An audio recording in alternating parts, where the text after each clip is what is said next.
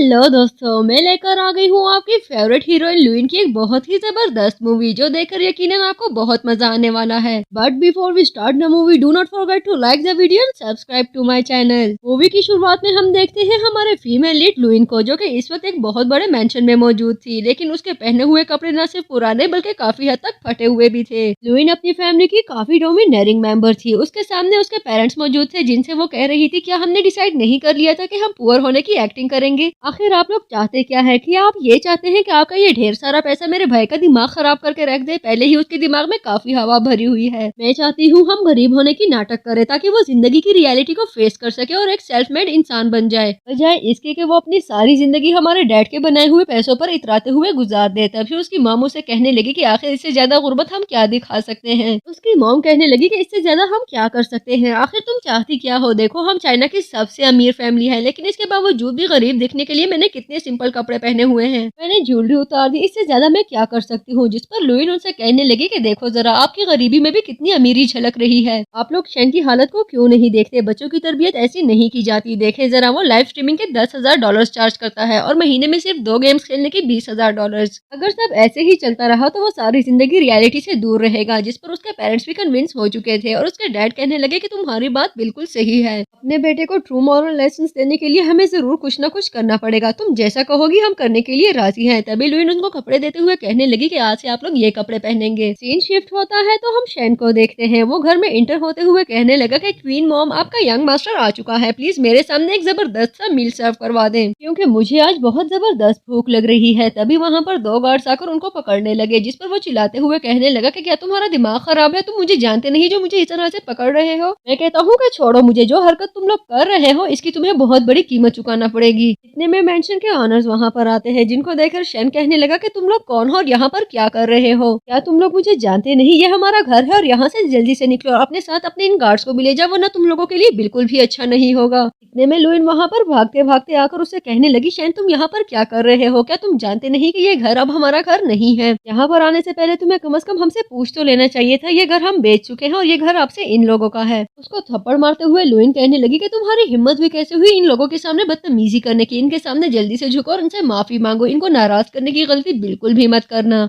नहीं तुम्हारी अकड़ जाती क्यों नहीं? और ये तुमने क्या पहन रखा है? क्या तुम भूल चुके हो कि हमारी असलियत अब क्या है? जिस पर शैन कहता है कि ये तुम क्या कह रही हो? भला मैं क्यों झुककर इनसे माफी मांगू और मैं क्यों अपनी ड्रेसिंग चेंज करूं? मैं बिल्कुल ठीक हूँ और ये हमारा घर है। इतने में वहाँ पर लुइन के पेरेंट्स भी आ चुके थे और उसके डैड शैन से कहने लगे कि बेटा इस हकीकत को तुम समझ लो तो ही अच्छा होगा। हम बैंकक्रप्ट हो चुके हैं और ये घर मैंने इन्हें बेच दिया है। अब से यही इस घर के ऑनर है, उनको नाराज करने की गलती बिल्कुल भी मत करना, क्योंकि अब हम इनकी या किसी की भी नाराजगी अफोर्ड नहीं कर सकते। शैन कहने लगा कि डैडी आप कैसी बातें कर रहे हैं? भला एक दिन में कोई कैसे बैंकक्रप्ट हो सकता है? डैड कहने लगे जब किस्मत खराब हो तो एक दिन में क्या 1 घंटे में भी बैंकक्रप्ट हुआ जा सकता है। लुइन भी उनका साथ देते हुए कहने लगी कि तुम जितनी जल्दी इस रियलिटी को एक्सेप्ट कर लो उतना ही अच्छा होगा। लेकिन शैन भी अपने नाम का एक था, भला वो इतनी आसानी से कहाँ हार मानने वाला था। कहने लगा कि कोई बात नहीं, हमारे पास सिर्फ घर थोड़ी था, हमारे घर में ब्रांड न्यू रोल्स रॉयस खड़ी है जिसको बेचकर हम दोबारा से पैसे बना सकते हैं। ये बोलकर वो बाहर की तरफ भागने लगा तो लुइन कहने लगी कि इसके पीछे चलो। कुछ ही देर में वो सब बाहर मौजूद थे, लेकिन ये क्या? रोल्स रॉयस की जगह वहाँ पर एक खटारा सी गाड़ी मौजूद थी, जिसको देखकर शैन पूछने लगा कि ये सब क्या है। लुइन उसे समझाने लगी कि देखो जो हमारे हालात हैं हम बस इसी को अफोर्ड कर सकते हैं। वो रोल्स रॉयस भी हम बेच चुके हैं, अब हमारे पास कुछ भी नहीं। इनफैक्ट 2 वक्त की रोटी कमाने के लिए हमारे पेरेंट्स को गार्बेज कलेक्ट करना पड़ता है। मुझे तो लगता है कि आज या कल हम दोनों को भी यही काम करना पड़ेगा। लुइन अपने डैड से कहने लगी कि भले आज हमारे हालात जैसे भी हों, लेकिन इससे पहले हमें अच्छा प्रोवाइड करने के लिए आपने हमेशा बहुत ज्यादा मेहनत की है, जिसके लिए हम आपको थैंक्स कहते हैं। लेकिन इतना सब कुछ फेस करने के बाद तो जैसे शैन की तो हिम्मत ही खत्म हो गई और वो जमीन पर ढह गया। वो काफी कंफ्यूज हो चुका था और उसे बिल्कुल भी समझ नहीं आ रही थी कि रातों रात आने वाली इस बैंकक्रप्सी को अब कैसे डील किया जाए। वो रोते हुए कहने लगा कि ये हमारे साथ क्या हुआ है? हमने तो किसी का बुरा भी नहीं किया जिसका ये अंजाम हो। देखो हमारी जिंदगी शुरू होने से पहले ही खत्म हो चुकी है। मुझे तो बिल्कुल भी समझ नहीं आ रही कि इस सिचुएशन से निकलने के लिए मुझे क्या करना चाहिए। लेकिन वो लुइन ही किया जो शैन को सुकून का सांस लेने दे। उसको गार्बेज बैग देकर कहने लगी कि मॉम के साथ जाकर बॉटल्स इकट्ठी करो, ये याद रखो कि तुम्हें अपने कॉलेज की ट्यूशन फी भी देनी है। शैन का हौसला बिल्कुल टूट चुका था और वो तो जैसे बिल्कुल रोने के करीब था, जबकि उसकी हालत देखकर उसके पेरेंट्स को हंसी आ रही थी, जो कि वो बहुत मुश्किलों से कंट्रोल कर रहे थे। लेकिन शेन भी अपने नाम का एक था। कहने लगा, डैड क्या आप भूल चुके हैं, सेकंड अंकल ने आज हमें लंच के लिए इनवाइट किया था और उनके पास जाकर मैं सबसे पहले उनसे 5 मिलियन युआन का लोन लेने वाला हूँ, क्योंकि मुझे बहुत अच्छे से याद है कि पिछले महीने आपने उनको 10 मिलियन युआन का लोन दिया था, इसलिए वो मुझे बिल्कुल भी इनकार नहीं कर सकते। उनसे पैसे लेकर ही मैं अपने कॉलेज की फीस सबमिट करवाऊंगा। अब मुझे गार्बेज कलेक्ट करने की बिल्कुल कोई जरूरत नहीं। शेन की हाजिर दिमागी का तोड़ निकालना बिल्कुल भी आसान नहीं था। तभी लुइन के पेरेंट्स उससे पूछने लगे कि देखो जरा, इसके लिए तो हमने कुछ सोचा ही नहीं था, अब क्या किया जाना चाहिए। जबकि शेन वहाँ पर जाने के लिए बिल्कुल रेडी था। उनसे कहने लगा कि आप लोग क्या सोच रहे हैं, जल्दी से गाड़ी में बैठे, हमें होटल जाना है, पता नहीं इसके बाद हमें अच्छा खाना कब नसीब हो।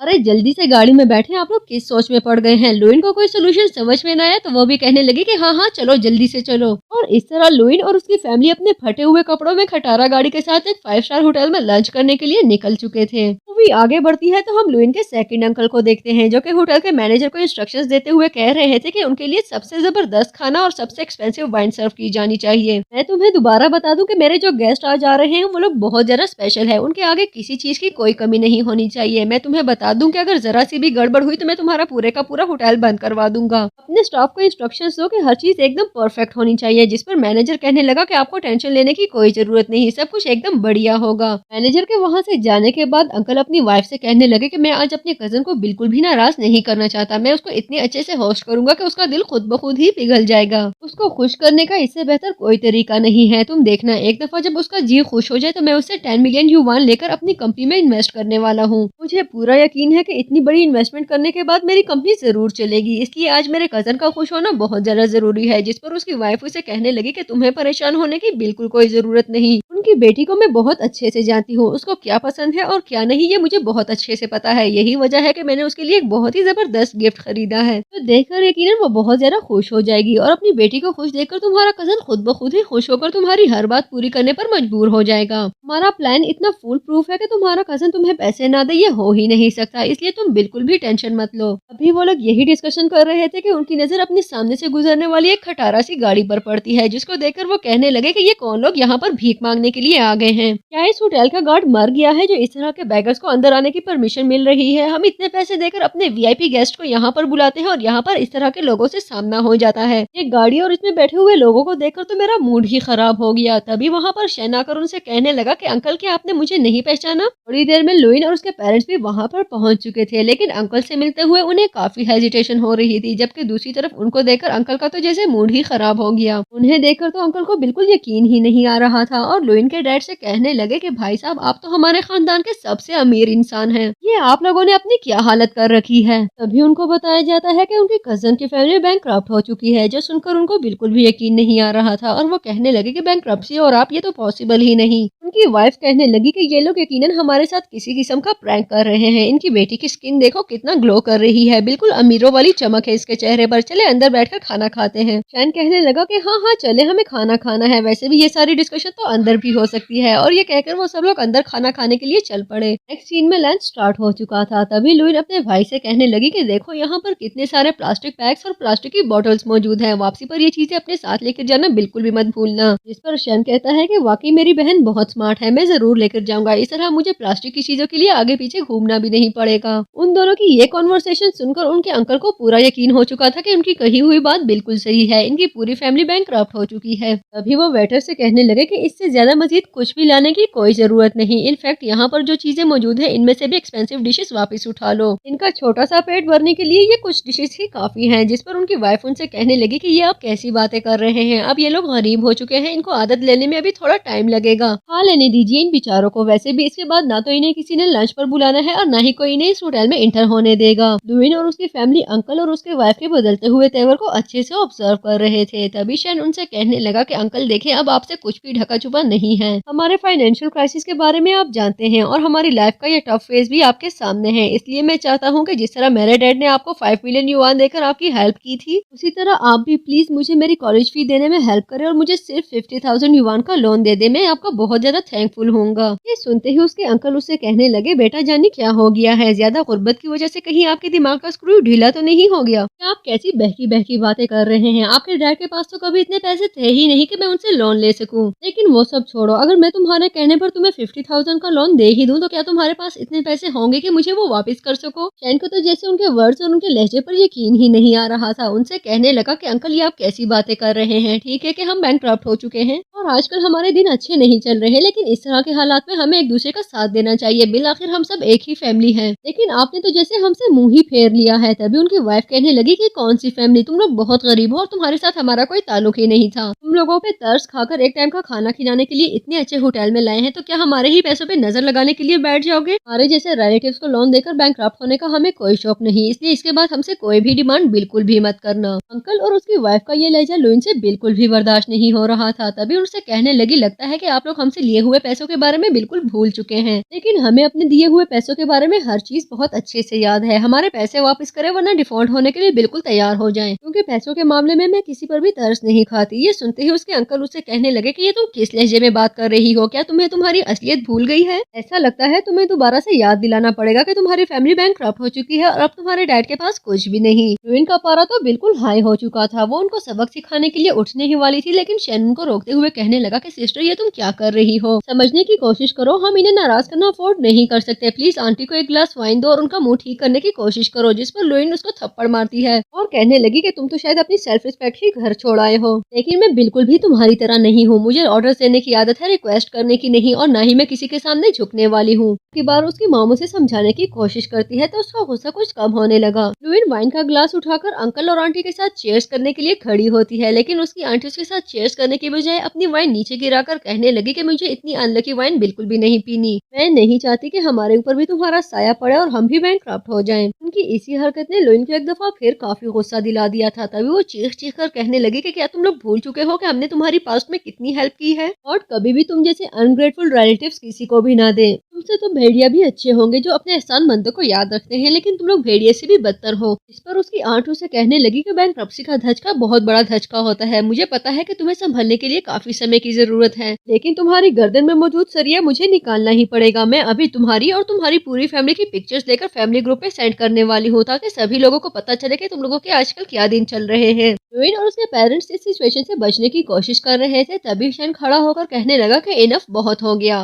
मैं किसी को भी परमिशन नहीं दूंगा कि वो मेरे पेरेंट्स और मेरी सिस्टर को ह्यूमिलिएट करें। आपने पैसे नहीं देने तो मत दे, मुझे आपके पैसों की कोई जरूरत नहीं और न ही मैं इसके बाद आपसे पैसे मांगने वाला हूँ। हमारे खराब दिन चल रहे हैं, लेकिन मैं एक जवान इंसान हूँ, मैं अपने दिन दोबारा से चेंज कर सकता हूँ। मैं पूरी कोशिश करूंगा कि अपनी फैमिली की फाइनेंशियल कंडीशन को अच्छे से अच्छा बना सकूं। जिस पर पेरेंट्स और लुइन काफी खुश हो चुके थे, लेकिन आंटी भी कहाँ बाज आने वाली थी। उससे कहने लगी कि अगर एक गरीब इंसान सारी जिंदगी अपनी एड़ियां रगड़ता फिरे तो भी वो गरीब ही रहेगा, जबकि मेरे बेटे को देखो वो कितना सक्सेसफुल इंसान है। तुम लोग बैंकक्रप्ट हो चुके हो, जबकि हम बहुत जल्द चाइना के टॉप 4 बिजनेसमैन के साथ अपनी डील साइन करने वाले हैं। उसके बाद तुम देखना हमारी तरक्की किस तरह आसमानों को छूती है। इतने सक्सेसफुल हो जाएंगे कि हमारी एक छोटी उंगली जितनी सक्सेस समेटने के लिए भी तुम दोनों को सारी जिंदगी मेहनत करनी पड़ेगी। फिर उससे पूछने लगी कि क्या आपको पूरा यकीन है कि चाइना के 4 मेजर ग्रुप्स आपके साथ डील साइन करने वाले हैं? जिस पर वो कहने लगी कि हाँ, मुझे 100% यकीन है। तुम्हारे डैड के हेल्प के बगैर भी हम इस डील को हासिल करने में कामयाब हो चुके हैं। तुम लोग बस हमारी शक्लें ही देखते रह जाओगे। तभी लुइन उससे कहने लगी कि आंटी जी जरा संभल के, कहीं ऐसा ना हो कि आपको लेने के देने पड़ जाएं। इसके साथ ही लुइन अपनी फैमिली को वहाँ से चलने के लिए कहती है और वो सब वहाँ से चले गए। नेक्स्ट सीन में हम एक दफा फिर सेकंड अंकल और उनकी वाइफ को देखते हैं, जो कि अपने घर से कहीं जाने की तैयारी कर रहे थे। तभी 4 मेजर ग्रुप्स के बॉसेस वहाँ पर आकर उनसे मिलने लगे। उन लोगों को वहाँ देखकर वो दोनों काफी खुश हो चुके थे। तभी वो लोग बताने लगे कि हम लोगों ने खुद आप लोगों को ढूंढकर यहाँ पर आपसे मिलने के लिए आए हैं। अंकल उनको थैंक्स कहते हुए कहने लगा कि आपकी बहुत बड़ी मेहरबानी है और जाहिर है मिलना तो हमें था ही, इतना बड़ा प्रोजेक्ट जो साइन करने वाले हैं। जिसके जवाब में एक एक करके वो सभी बॉस बताने लगे कि हमें आपके साथ कोई डील साइन नहीं करनी, बल्कि जो प्रोजेक्ट हम पहले साइन कर चुके थे उसको भी आप कैंसिल ही समझें। अंकल और आंटी काफी शॉक हो चुके थे और उनसे पूछने लगे कि क्या हमारे बीच में कोई मिसअंडरस्टैंडिंग हुई है। हमने पहले डिस्कशन कर ली थी और यही डिसाइड हुआ था कि हम इस डील को डन करवाएंगे। जिस पर वो लोग बताने लगे कि हाँ, हमने हामी भरी थी कि ये डील की जाएगी, सिर्फ इसलिए क्योंकि आपका जियांग फैमिली के साथ बहुत अच्छा ताल्लुक था। लेकिन अब हमें पता चला है कि आपने उनके साथ अपने रिलेशनशिप को कट ऑफ कर लिया है, तो मुझे नहीं लगता कि हमारे बीच में किसी किस्म की भी डील हो सकती है।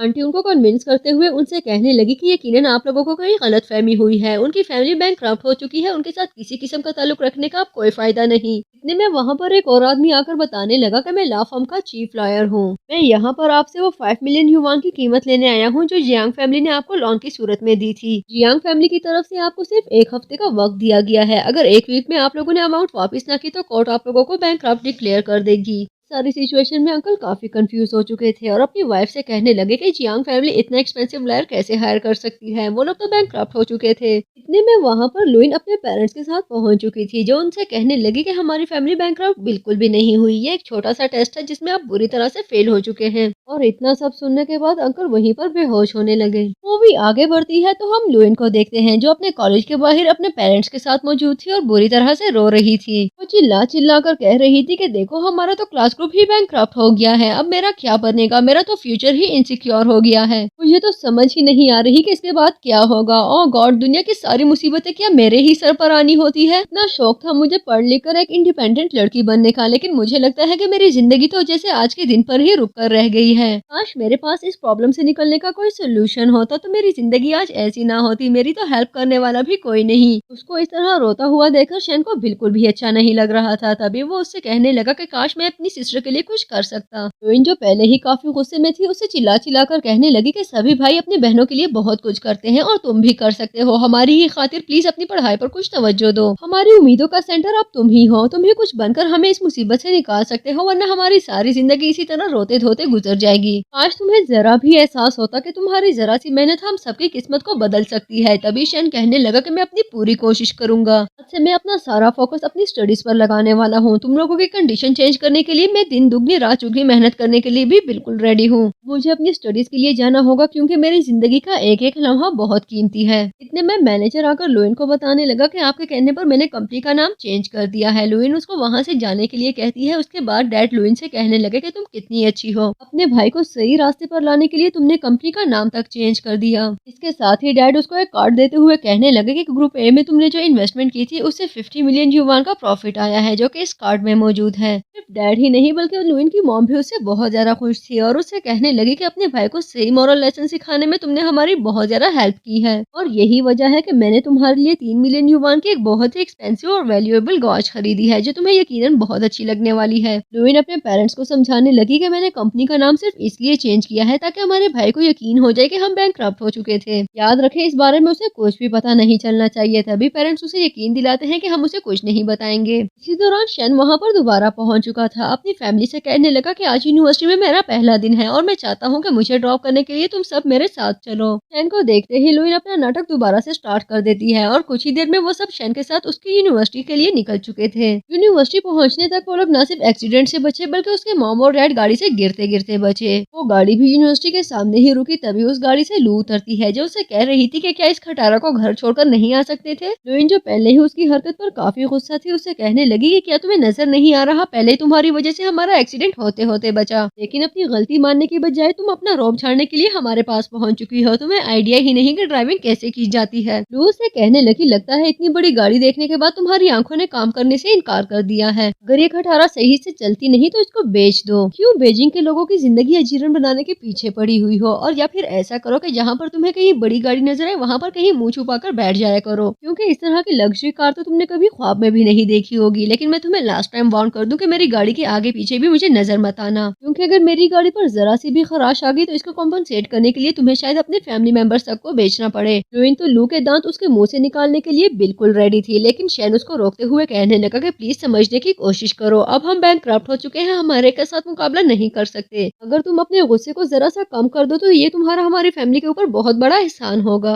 शेन लुइन को समझाने पर लगा हुआ था, जबकि लुइन देख रही थी कि यूनिवर्सिटी के चेयरमैन उनसे मिलने के लिए पर्सनली वहाँ पर आ रहे थे। उसको देखते ही लुइन सोचने लगी कि इसको यहाँ पर आने की क्या जरूरत पड़ गई। चेयरमैन लुइन के पास आकर उसे आने के लिए थैंक्स कहने लगे और उसे कहते हैं कि अगर कोई काम था तो हमें बुला लेती, आपको आने की क्या जरूरत थी। उनकी फॉर्मेलिटीज देखकर लुइन उन्हें बताने लगी कि एक्चुअली अब मैं बोर्ड की मेंबर नहीं हूँ, हम बैंकक्रप्ट हो चुके हैं, हमारा अब इस यूनिवर्सिटी के साथ कोई लेना देना नहीं। जिस पर वो कहने लगे कि ये सब सुनकर मुझे बहुत बुरा लगा, प्लीज माइंड मत कीजिएगा, अगर मुझे पता होता तो मैं बिल्कुल भी आपको डिस्टर्ब ना करता। शेन के पेरेंट्स उसको क्लास में छोड़ने के लिए अंदर जाने लगे। तभी लुइन चेयरपर्सन से कहती है कि एक्चुअली मैं अपने भाई को जिंदगी के अच्छे असूल सिखाना चाहती हूँ। वो अमीर बाप की बिगड़ी हुई औलाद न बने, इसलिए मैं चाहती हूँ कि वो गरीबी को नजदीक से देखे, अपने हाथों से मेहनत करे और अपनी किस्मत खुद बनाए। मुझे पूरा यकीन है कि मेरी स्ट्रगल में आप मेरा पूरा साथ देंगे। जिस पर चेयरपर्सन उसे कहने लगे कि एक बहन होकर आप अपने भाई के लिए जितना कुछ बर्दाश्त कर रही हैं मुझे बहुत अच्छा लग रहा है। लुइन उनसे अपने भाई के साथ कोऑपरेट करने के लिए कहते हुए वहाँ से जाने लगी, जबकि अंदर आते हुए उसकी मुलाकात एक दफा फिर लू से होती है। उससे करीब आते हुए लू उससे कहने लगी, पता करवाने पर मुझे मालूम हुआ हुआ कि तुम्हारा भाई गार्बेज कलेक्ट करता है जबकि तुम खुद मेरे सामने बड़े बड़े शापर फाड़ने पर लगी हुई थी। क्या मैंने अपने बेटे का इतनी बड़ी यूनिवर्सिटी में एडमिशन इसलिए करवाया था कि उसका सामना तुम्हारे भाई जैसे लोगों से होता रहे? तुम लोगों को यहाँ देखकर मुझे इतना गुस्सा आ रहा है तो अंदर क्लास में मेरे बेटे को कितनी शर्मिंदगी हो रही होगी जब उसको पता चलेगा कि उसका क्लास फेलो कोई और नहीं बल्कि गार्बेज कलेक्ट करने वाला है। जिस पर लुईन उसे कहने लगी कि ज्यादा उड़ने की कोई जरूरत नहीं, तुम्हारे मुंह से इतनी गंदी स्मेल आ रही है, मुझे लगता है कि तुम तो अपने मुंह से ही गार्बेज कलेक्ट कर लेती होगी। तुम्हें क्या लगता है कि क्या मुझे नहीं पता तुम जैसी लड़कियां ही होती हैं जो आधी रात को उठकर सोसाइटी के डस्टबिन में से कैंस इकट्ठे करती हैं। लू उससे कहने लगी कि मेरे बारे में कुछ भी कहने से पहले 100 दफा सोच लेना, ऐसा ना हो कि मैं अभी प्रिंसिपल को बोलकर तुम्हारे भाई को एक्सपेल करवा दूं। लुईन उससे कहने लगी कि तुम कौन सा यूनिवर्सिटी के बोर्ड ऑफ मेंबर हो जो तुम मेरे भाई को एक्सपेल करवाती फिरोगी, तुम्हारी इतनी औकात ही नहीं कि तुम कोई ऐसा स्टेप ले सको। लू उससे कहने लगी कि तुम एक बहुत ही बेवकूफ लड़की हो जो अपने से अपस्केल लोगों के साथ मैच करती हुई फिर रही हो। मैं खुद तो यूनिवर्सिटी की बोर्ड ऑफ मेंबर नहीं, लेकिन मैं इतना जरूर जानती हूँ कि चाइना के सबसे बड़े बिजनेसमैन मिस्टर जियान की बेटी यूनिवर्सिटी के बोर्ड ऑफ मेंबर है, जिन्हें अगर पता चले कि इस यूनिवर्सिटी में तुम्हारे भाई की तरह के बच्चे भी पढ़ रहे हैं तो शायद वो तो आज ही रिजाइन कर दें। तुम्हारे साथ कुछ भी शेयर करने का दिल तो नहीं कर रहा, लेकिन मैं तुम्हें बता दूं कि मेरे हस्बैंड कल उनके साथ एक बहुत बड़ी डील साइन करने वाले हैं। बस एक दफा वो डील साइन हो जाए उसके बाद हम रातों रात अमीर होने वाले हैं, फिर मुझे क्या जरूरत तुम जैसी लड़कियों के मुंह लगती फिरूं। बाकी सब तो चलता रहेगा, लेकिन एक काम मैं जरूर करूंगी, बोर्ड ऑफ मेंबर को बोलकर तुम्हारे भाई को एक्सपेल करवाने का फेवर मैं तुम्हें जरूर दूंगी। ये सुनते ही लुईन अपने पेरेंट्स को पकड़ते हुए कहने लगी कि मॉम और डैड प्लीज मुझे संभाले, मुझे बहुत ज्यादा डर लग रहा है, मुझे समझ नहीं आ रही कि अब हमारे साथ क्या होगा। लू से कहने लगी कि क्या तुम परेशान हो रही हो, जिस पर लुईन कहती है कि हाँ मुझे बहुत ज्यादा परेशानी हो रही है। तभी लू से कहने लगी कि कोई बात नहीं, जब कल तुम्हारे भाई का विड्रॉल नोटिस तुम्हारे हाथों में होगा तो तुम्हें काफी तसल्ली हो जाएगी। सीन शिफ्ट होता है तो लुईन अपने घर पे मौजूद थी, तभी शैन उसके पास आकर उसे कहने लगा कि ये मैं क्या सुन रहा हूँ, मुझे यूनिवर्सिटी के गार्ड ने बताया है कि आज तुम्हारी वहाँ पर एक लड़की के साथ लड़ाई हो गई थी। गार्ड ने मुझे बताया है कि उस लड़की का ताल्लुक एलीट क्लास से है और कल वो किसी को बोलकर मुझे एक्सपेल करवाने लगी है। मुझे समझ नहीं आ रही आखिर तुम्हारा मसला क्या है, तुम क्यों हर एक के साथ लड़ने पर लग जाती हो। जिस पर लुईन उससे कहने लगी मैंने तुम्हें कितनी दफा समझाया है कि हर एक की बात पर कान मत धरा करो, मेरे होते हुए किसी में इतनी हिम्मत नहीं हो सकती कि वो तुम्हें एक्सपेल करवा दे। तभी शैन कहने लगा कि आप भूल गई हैं तो मैं याद दिला देता हूँ, लेकिन हम बैंकक्रप्ट हो चुके हैं और पहले वाली अथॉरिटी और पावर अब आपके पास नहीं है। वैसे मुझे तो आप पर हैरत हो रही है, इतना मैच क्रिएट करने के बाद आप कितना चिल होकर यहाँ पर बैठ के अपनी स्किन की केयर कर रही हैं। शैन की नजर लुईन की स्किन केयर प्रोडक्ट्स पर पड़ती है तो वो कहने लगा कि हमारे पास तो पैसे ही नहीं, आप इतने महंगे प्रोडक्ट्स कहाँ से अफोर्ड कर रही हैं। शैन उसे डांटते हुए वहाँ से जाने के लिए कहती है और उसे कहती है कि जाकर अपनी बाकी की क्लासेस अटेंड करो। शैन के जाते ही लुईन मन ही मन में कहने लगी कि तुम्हारी वजह से मुझे रोज पुअर बनने की एक्टिंग करनी पड़ती है, मुझे तो लगता है कि मेरी स्किन रियल में गरीबों की तरह हो चुकी है, मुझे अपनी सारी चीजें तुमसे छुपा कर रखनी पड़ती हैं, लेकिन अच्छा हुआ कि मैंने अपने मेकअप का सारा सामान अच्छे से संभाल कर रखा था। ये इन स्किन केयर प्रोडक्ट्स का ही कमाल है कि कल मैं ऑडियंस को बहुत अच्छे से हैरान करने वाली हूँ, स्पेशली वो मैम लू, उसको तो मैं बहुत अच्छा सबक सिखा कर ही रहूंगी। सीन शिफ्ट होता है तो साइनिंग सेरेमनी स्टार्ट हो चुकी थी जहाँ पर सभी लोग सीईओ और उनकी बेटी का वेट कर रहे थे। तभी वहाँ पर लुईन अपने डैड के साथ आ जाती है। लू लुईन को बिल्कुल भी एक्सपेक्ट नहीं कर रही थी, तभी उसको देखते हुए उसके पास आकर चिल्लाकर कहने लगी कि तुम्हारी हिम्मत भी कैसे हुई इतने बड़े ओकेजन को खराब करने की। अगर तुम यहाँ पर गार्बेज कलेक्ट करने आई हो तो मैं तुम्हें बता दूं कि यहाँ पर गार्बेज नहीं होता, वो तुम्हें बाहर मिलेगा, इसलिए यहाँ से चलने की करो। वहाँ बैठा एक आदमी कहने लगा कि ये तो मिस्टर जियांग और उनकी बेटी है।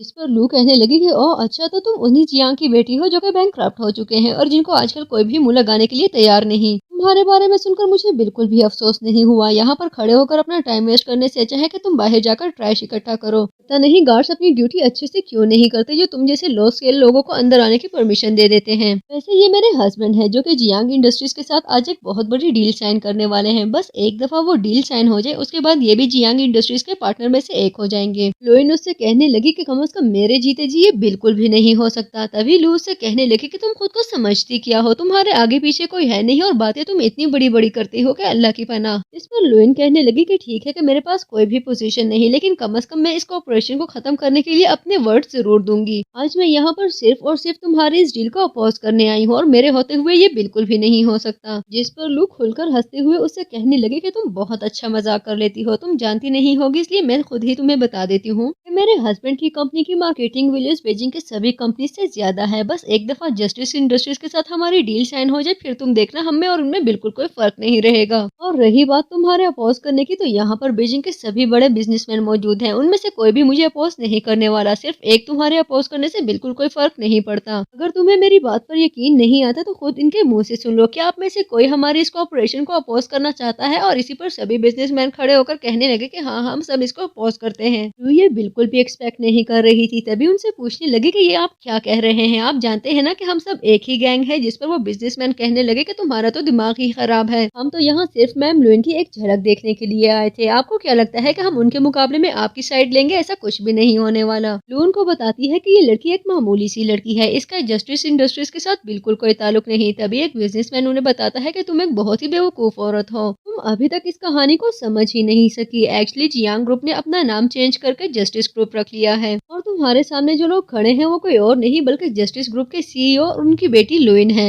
ये सुनते ही लू कहने लगी कि ये आप लोग क्या कह रहे हैं, मैं तो समझी कि एक आम सी गरीब सी लड़की है जो कि गार्बेज कलेक्ट करती है। जबकि लुइन के एक्सप्रेशन चीख चीख के कह रहे थे, मैंने कहा था ना कि मैं तुम्हें बहुत अच्छा सबक सिखा दूंगी। लू तो जैसे खौफ के मारे कांपने ही लगी। तभी वो हाथ जोड़कर माफी मांगने लगती है। उसके हस्बैंड आगे आते हुए कहने लगे कि ये एक बहुत ही बेवकूफ लड़की है, लेकिन अपनी वाइफ की वजह से मैं कोई भी डील कैंसिल नहीं करने वाला। इसकी बेवकूफी की वजह से मुझे हमेशा नुकसान उठाना पड़ता है, लेकिन प्लीज आप इसकी बेवकूफी की सजा मुझे बिल्कुल मत दीजिएगा। लुइन कहने लगी कि जो बातें आपकी वाइफ ने मुझे कही हैं उससे मैं अफेक्ट ना हूँ, ये बिल्कुल हो ही नहीं सकता। तभी उसके हस्बैंड कहने लगे कि अगर मेरी वाइफ से आपको प्रॉब्लम है तो ये मेरी वाइफ ही नहीं है, मैं इसको अभी के अभी छोड़ने के लिए बिल्कुल तैयार हूँ, लेकिन खुदा का वास्ता है कि इसकी वजह से मेरी डील कैंसिल मत कीजिएगा वरना मेरी पूरी की पूरी कंपनी डूब जाएगी। ये सुनते ही लू अपने हस्बैंड से कहने लगी कि ये तुम क्या कह रहे हो, एक डील के लिए तुम मुझे कैसे छोड़ सकते हो। और ये सुनते ही उसके हस्बैंड उसके मुंह पे थप्पड़ मारते हुए कहने लगे कि तुम यहाँ से दफा हो जाओ, तुम्हारी वजह से मुझे कभी फायदा नहीं हुआ बल्कि उल्टा नुकसान उठाना पड़ता है। तुम्हें जरा भी आइडिया है कि इस डील को हासिल करने के लिए मैंने कितनी मेहनत की थी? कितनी आसानी से तुमने मेरी सालों की मेहनत एक दिन में जाया कर दी।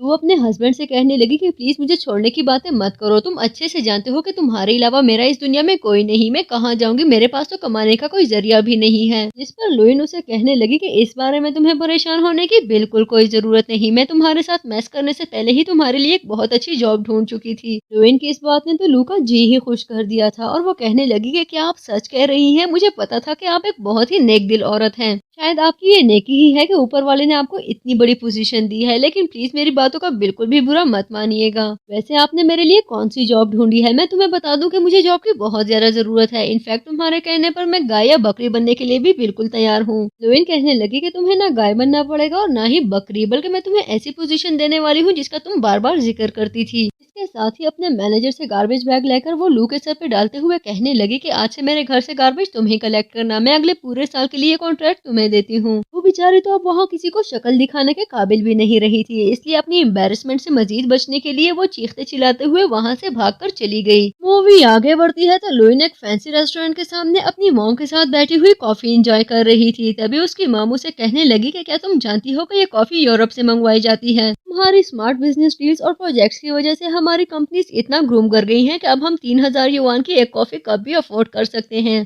इसके साथ ही मॉम अपने मैनेजर को इंस्ट्रक्शंस देती है कि उन दोनों पर कड़ी नजर रखो, सिक्योरिटी का कोई इशू नहीं होना चाहिए और न ही कोई और गड़बड़ होनी चाहिए। लेकिन लुइन का मूड अब अचानक खराब हो चुका था और वो अपनी मॉम से कहने लगी कि मुझे बिल्कुल भी अच्छा नहीं लग रहा, हमें अच्छा प्रोवाइड करने के लिए हमारे डैड ने कितनी मेहनत की है। देखे ना, शेन और डैड छोटा सा स्टॉल चला रहे हैं जबकि हम यहाँ पर बैठी हुई एक्सपेंसिव कॉफी इंजॉय कर रहे हैं। मेरी नजर में ये बिल्कुल भी फेयर नहीं। शेन के लिए डैड को कितना कुछ करना पड़ता है, पता नहीं कल को उसको इस चीज का एहसास होगा भी या नहीं। मुझे एंजॉय करना बिल्कुल भी अच्छा नहीं लग रहा। जबकि अब मॉम भी उठ चुकी थी और वो कहने लगी कि मैं घर जाकर शेफ को इंस्ट्रक्शंस दे दूं कि आज एक बहुत ही जबरदस्त सा लंच बनना चाहिए। सीन शिफ्ट होता है तो हम शेन को उसके डैड के साथ देखते हैं। वो दोनों शू पॉलिशिंग स्टॉल लगाकर वहाँ पर बैठे हुए थे। तभी वहाँ पर योंग आ जाता है। योंग डैड से कहने लगा कि ओल्ड मैन मेरे शूज पॉलिश कर दो। सुबह से काम करते करते डैड अब काफी थक चुके थे। तभी वो योंग से कहने लगे कि मैं मजीद काम नहीं करना चाहता, इसलिए तुम किसी और के पास चले जाओ, हो सकता है कि तुम्हें आगे जाकर सर्विस मिल जाए। उनका इस तरह मना करना योंग को बिल्कुल भी अच्छा नहीं लगा। तभी वो कहने लगा कि क्या तुम्हें मैं कोई गरीब लग रहा हूँ? तुम्हें मैं बहुत ज्यादा पैसे दूंगा, बस जल्दी से मेरे शूज पॉलिश कर दो। डैड के एक दफा फिर मना करने पर योंग कहने लगा कि शायद तुम मुझे जानते नहीं इसलिए बार बार मना कर रहे हो। मैंने बोला ना कि मैं तुम्हें बहुत ज्यादा पैसे देने वाला हूँ, तुम मुझे एक दफा फिर मना कर दो। इससे पहले ही मैं तुम्हें बता दूं कि मेरे डैड जस्टिस ग्रुप में जनरल मैनेजर हैं। जस्टिस ग्रुप का नाम सुनते ही शेन एक्टिव हो चुका था और डैड से कहने लगा कि डैड प्लीज इसे नाराज मत करें, इसे नाराज करना हम बिल्कुल भी अफोर्ड नहीं कर सकते। शेन की तसल्ली के लिए डैड कहने लगे कि ठीक है, तुम्हें इतना परेशान होने की कोई जरूरत नहीं, तुम्हारी खुशी के लिए मैं अभी इसके शूज पॉलिश कर देता हूँ। लेकिन जैसे ही डैड शूज पॉलिश करने लगे, यांग उनको किक करता है और उनसे कहने लगा कि तुम्हारी हिम्मत भी कैसे हुई मेरे इतने कीमती शूज को खराब करने की, क्या तुम्हें पता भी है कि इसकी प्राइस कितनी है। शैन जब ये सब देखता है तो वो आगे बढ़कर अपने डैड को बचाने लगा और यांग से कहता है कि आखिर तुम अपनी एज से बड़े इंसान को कैसे हिट कर सकते हो। तभी यांग कहने लगा कि ये मेरे इंपोर्टेड शूज हैं,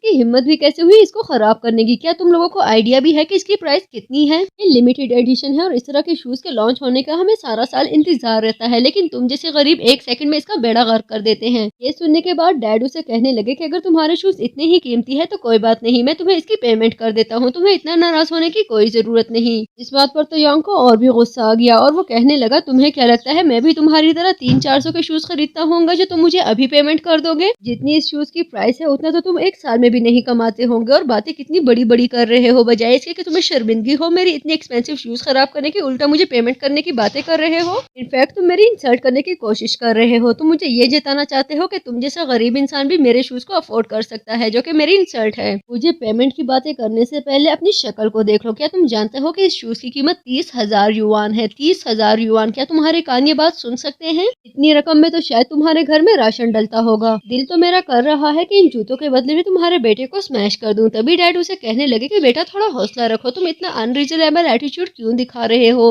तुम्हारे शूज ही खराब हुए हैं ना, ये लो मैं तुम्हें पैसे देता हूँ, ये पैसे रखो और अपना गुस्सा थोड़ा ठंडा करो। जिस पर यांग का फ्रेंड कहता है कि पैसों की बात बार बार मत करो, अपने पैसे अपने पास संभाल के रखो, जब तक यहाँ पर यंग मास्टर खड़ा है तुम में से कोई हिलेगा भी नहीं। यांग और उसका फ्रेंड स्टाल उल्टाने लगे तो शैन उनको ऐसा करने से रोकता है, जिन पर उनको मजीद गुस्सा आ गया और वो फाइट करने लगे। उसकी सुई बस एक ही बात पे अटकी हुई थी कि तुम लोग मेरी इंसल्ट कर रहे हो, ऐसा लगता है जैसे तुम लोगों को मैं कोई गरीब इंसान लगता हूँ। यांग शैन को मारने के लिए आगे बढ़ता है तो डैड शैन को बचाते हुए खुद मार खा गए, लेकिन इतना कुछ होने के बावजूद भी यांग और उसका फ्रेंड रुके नहीं बल्कि स्टाल उल्टाने में लगे रहे और शैन से कहने लगा कि तुम लोगों को इसलिए नहीं पैदा किया गया कि तुम हमें बुली करो, बल्कि इसलिए पैदा किया गया है ताकि हम तुम लोगों को बुली करके तुम्हें तुम्हारी औकात याद दिलाते रहें। अगर आज का सबक तुम लोगों को याद रहा तो आइंदा मेरे सामने आने की बजाय मुझे देखते ही उस जगह से गायब हो जाना तो तुम्हारे लिए बेहतर रहेगा। अगले सीन में हम लुइन और उसकी मॉम को देखते हैं जो स्पा करवाते हुए अपनी ब्यूटी प्रोडक्ट्स को डिस्कस कर रहे थे। मॉम लुइन को बता रही थी कि उनकी सभी फ्रेंड्स उनसे कहती हैं कि वो अपनी उम्र से बहुत कम लगती है और उसका सारा कमाल उनकी ब्यूटी प्रोडक्ट्स का है। लुइन भी उन्हें बताने लगी कि अपनी ग्लोइंग स्किन की वजह से यूनिवर्सिटी के सभी लड़के उसको एडमायर करते थे, लेकिन उसने कभी किसी को भी लिफ्ट नहीं करवाई। तो दोनों इसी डिस्कशन में महू थे कि वहाँ पर शैन की आवाज आती है। तभी वो सब अपना गेटअप चेंज करने लगे और उन लड़कियों को कबर्ड में छुपाने लगी। मॉम और लुइन अपने कपड़े चेंज करती हैं और अपनी ब्यूटी प्रोडक्ट छुपाती हैं। तभी वहाँ पर शैन और डैड आ जाते हैं, जबकि डैड की तबीयत काफी खराब थी। लुइन डैड को बिठाते हुए शैन से पूछने लगी कि इन्हें क्या हुआ है। तभी वो कहता है कि जल्दी से इनके लिए मेडिसिन लाओ, इनकी तबीयत ठीक नहीं है। मॉम के पूछने पर शैन ने उनको सारी स्टोरी सुनाई। तभी मॉम कहने लगी कि आखिर किसी की हिम्मत भी कैसे हुई मेरे हस्बैंड और मेरे बेटे को बुली करने की। लुइन शैन से कहने लगी कि तुम घर पे रहकर डैड का ख्याल रखो, हमें एक बहुत जरूरी काम है, हम वो निपटा कर आते हैं। और मॉम के साथ वहाँ से चली गई। अगले सीन में उनका गेटअप चेंज हो चुका था और कुछ ही देर में अपने बंदों के साथ वो एक बार में इंटर होती हैं। गार्ड्स अंदर इंटर होते हैं तो यांग अपनी गर्लफ्रेंड्स के साथ रंग रलियां मनाने में बिजी था। गार्ड्स के कहने पर वो सारी लड़कियां वहाँ से जा चुकी थी। तभी लुइन और उसकी मॉम अंदर इंटर होती हैं। थोड़ी देर में लुइन और मॉम यांग के सामने मौजूद थी। तभी वो उनसे पूछने लगा कि क्या तुम मिस्टर ली के बेटे हो। यांग उनसे पूछने लगा कि तुम लोग यहाँ क्या कर रहे हो और तुम कौन हो, क्या तुम मुझे अपने गार्ड्स के जरिए डराना चाहते हो। तो ये तुम्हारी बहुत बड़ी गलत फहमी है, क्योंकि मैं किसी से भी नहीं डरता और मुझे हल्के में लेने की कोशिश तो बिल्कुल भी मत करना, क्योंकि मेरे डैड जस्टिस ग्रुप में मैनेजर हैं। अगली बात अभी उसके मुंह में ही थी कि मॉम उसके मुंह पर एक जबरदस्त थप्पड़ मारती है और उसे कहने लगी कि तुम्हारी हिम्मत भी कैसे हुई मेरे हस्बैंड को बुली करके उनके स्टाइल को तोड़ने की। यांग अभी उस थप्पड़ से संभला भी नहीं था कि लुइन भी उसके मुंह पर एक जोरदार थप्पड़ मारते हुए उससे कहने लगी कि सिर्फ मेरे डैड को ही नहीं बल्कि तुमने मेरे भाई को भी मारा था। यांग कहने लगा कि ओह मैं तो अब समझा कि तुम लोग कौन हो, तुम्हारी हिम्मत भी कैसे हुई अपनी गरीब पर्सनैलिटी लेकर मेरे बार में इंटर होने की। तुम्हारी ये गुंडागर्दी मैं एक सेकंड भी बर्दाश्त नहीं करूंगा। ये मेरे डैड की टेरिटरी है और तुम जैसे लोगों को इंटर होने की परमिशन मैं कभी नहीं देने वाला। मॉम मुझसे पूछने लगी कि ये तुम्हारे डैड की टेरिटरी कब से होने लगी। तभी वो कहता है कि ये तो मैं तुम्हें बहुत जल्द बता दूंगा कि ये मेरे डैड की टेरिटरी कब से है। यांग के बुलाने पर उसके आदमी वहाँ पर आते हैं, लेकिन लुइन के गार्ड्स उसको आगे बढ़ने नहीं देते। तभी लुइन आगे बढ़कर यांग को एक और थप्पड़ मारते हुए उसको नीचे गिरा देती है और उससे कहने लगी कि अपने डैड की तरफ मैं किसी की उठी हुई नजर भी बर्दाश्त नहीं कर सकती। पता नहीं तुम्हारी हिम्मत कैसे होगी उन पर अपना हाथ उठाने की। तुम्हारा वो हशर करूंगी कि तुम सारी जिंदगी झुककर मुझसे माफी मांगते रहोगे, लेकिन मैं तुम्हें माफ नहीं करूंगी। तुम मिस्टर ली के बेटे हो ना, जिस पर यांग कहने लगा कि तुम डिजर्व नहीं करती कि तुम्हें मेरे डैड का नाम बताया जाए। लुइन अपने गार्ड से कहने लगी कि इसके डैड को कॉल करके बोलो कि 3 मिनट में यहाँ पर पहुंचे, वरना उनको देखने के लिए अपने बेटे की बोटियां भी नहीं मिलेंगी। ये सुनने के बाद यांग कहता है कि बहुत अच्छा किया मेरे डैड को कॉल करके, उनके यहाँ आने के बाद तुम देखना तुम्हारी क्या हालत होती है। सिर्फ तुम ही नहीं बल्कि तुम्हारी पूरी फैमिली की डूम करीब है। लुइन वहाँ बैठकर अपनी मॉम के साथ मिस्टर ली का वेट कर रही थी। उनके आने के बाद वो पूछने लगे कि किसकी इतनी हिम्मत है कि उसने मेरे बेटे को मारा। यांग उन माँ बेटे की तरफ इशारा करते हुए कहने लगा कि डैड, इन दोनों ने मुझे बहुत बुरी तरह मारा है। लेकिन मिस्टर ली पहली ही नजर में लुइन को पहचान चुके थे। लुइन को देखते ही वो अपने बेटे के मुंह पे थप्पड़ मारते हुए उससे कहने लगे कि तुम्हें अपना बेटा कहते हुए मुझे शर्म आ रही है, काश कि तुम पैदा होते ही मर जाते। तुम्हारी हिम्मत भी कैसे हुई हमारी मैम को नाराज करने की। यकीनन तुमने कोई घटिया हरकत की होगी, तभी उन्हें खुद यहाँ पर आकर तुम्हें थप्पड़ मारना पड़ा। ये सब सुनने के बाद यांग कहने लगा कि डैड, ये आप क्या कह रहे हैं। जबकि दूसरी तरफ लुइन कहने लगी कि मिस्टर ली, तुम्हारे बेटे ने मेरे डैड को हिट किया है। मेरे नजदीक ये बात बिल्कुल भी बियरेबल नहीं और मैं इसको बिल्कुल भी आसानी से जाने नहीं देने वाली। अब आप बताएं कि आपके लिए मैं क्या सजा चूज करूं। मुझे नहीं लगता कि कोई छोटी मोटी हरकत मेरा गुस्सा कम कर सकती है। तभी मिस्टर ली कहने लगे कि आपका गुस्सा बिल्कुल ठीक है, मेरा बेटा बिल्कुल भी सेंसिबल नहीं। अगर आप कह रही हैं तो मुझे पक्का यकीन है कि इसने जरूर ये घटिया हरकत की होगी, लेकिन आप बिल्कुल भी टेंशन मत ले, मैं इसको बहुत अच्छा सबक सिखाने वाला हूँ। जबकि इसकी तरफ से मैं कॉम्पनसेटिंग अमाउंट देने के लिए भी बिल्कुल रेडी हूँ। क्या 3 मिलियन काफी है? मेरा ख्याल है कि 3 मिलियन एक बहुत बड़ी अमाउंट है। कि ये बात सुनते ही मॉम कहने लगी, तुम्हें क्या लगता है कि हमारी फैमिली के पास पैसे नहीं, या तुमसे पैसे लेने के लिए हमने ये मैटर तुम्हारे सामने डिस्क्लोज किया है?